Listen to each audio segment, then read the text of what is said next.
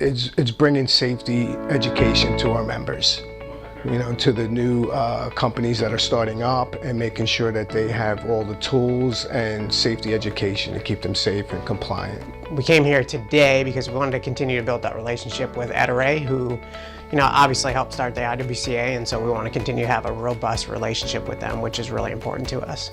We're getting history lessons from people that started the association, and that's pretty neat to have that tie-in with a company for that long. And I learned a lot about the history because I did not know how Ettore was tied into the IWCA. Because they are a founding member, we wanted to come and see their facilities. It's pretty neat to be here and experience. I've always wanted to see where all the magic happened.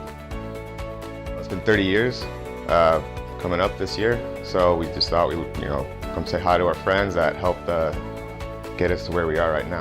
The partnership between Ettore and the IWCA, I think, is very, very important, and it's one that definitely can't be overlooked.